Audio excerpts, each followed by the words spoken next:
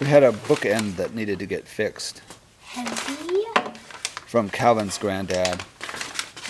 Very heavy, heavy, heavy.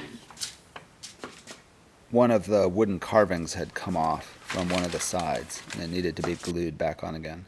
So this seemed like a good project for Calvin to help with. We're gluing this piece on. This piece is already glued.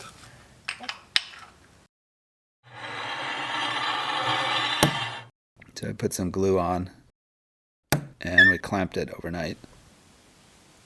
And then we took the clamp off, and it was fixed. This one was broken.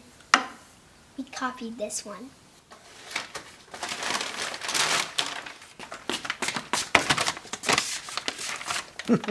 Ready to go.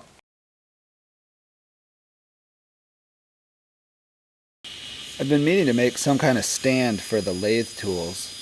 Right now, when I turn stuff, the tools are kind of scattered about on the lathe bed and on the bandsaw and behind me on the little shelf. And it'd be nice to have them in one place and not rolling around and possibly falling on the floor. So I was going to make it's sort of an H shape with a bottom. And I wanted to get the height of the upper holder correct, so I measured those against the actual tools. And I made two sides with dados in them. And the dados weren't so much for strength. This doesn't have to be that strong, but it helps in laying out the piece, as the horizontal pieces will have a place to go. And it'll even stay together without any glue. Once I had the pieces cut out, I needed to lay out where I wanted to put the holes for the tools. So it's 29 inches. And I wanted 3 inches wide. I'll make the holes 3 inches apart. So I go to 27, I can get 9 holes. So I'll take an inch off each end and then go 3. And I have a 2-inch drill bit that I can use for the upper holes. And if I get the fence lined up right, I can just slide the workpiece along and drill the holes where I have marks. And this went pretty fast. And it made a lot of chips. And on the bottom piece, I wanted to make a smaller hole for the end of the tool handles on the tools. So I have it's like a 1 1/8 inch bit, I think, or something like that. So I made some shallow holes that don't go all the way through on the bottom piece, that line up with the holes on the upper piece. And I cleaned up the wood chips. And I did a little sanding, mostly just to get the burrs off the holes left there from the drill bit. And then a little glue, get that spread around evenly. And then some nails into the ends of the pieces. This seemed to hold it pretty well. And there we have it. I realized I should hold the piece square while the glue dries. I probably should have done this before I put the nails in, but it seemed to be pretty square anyways. And the tools seem to fit.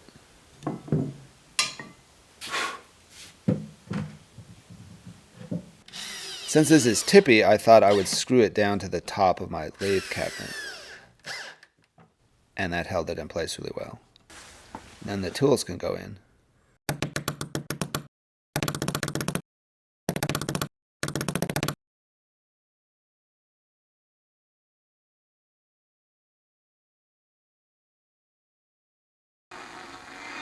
I have a radio in the kitchen that I like to listen to when I'm cooking, but it's a really silly design where it's sort of tall and thin, and it just doesn't stand up very well. I mean, it does, but if you touch it, it falls over. So I thought it'd be nice to make a little wooden base for it. So I have some scraps of tropical hardwood that were left over from the legs from the Jelly Studio project, and I thought I could make a nice base with that. I wanted to cut a slot for the radio to sit in, and I realized that the radio is not just a rectangular shape. It's sort of a funny shape with an angle on one side and a curve on the other side. So I sort of had to do some carving with the dado blade to find that shape, but it worked in the end. I had been working on it a little long, so I cut the end off. And I did some final sanding, and I put some finish on. It's the dregs of my linseed beeswax finish. It fits really well, and it holds the radio up actually really well, better than I thought it would.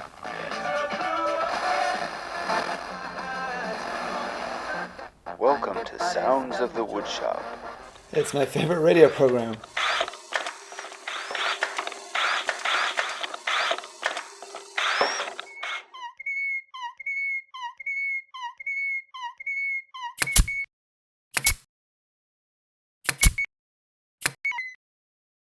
Thanks for watching.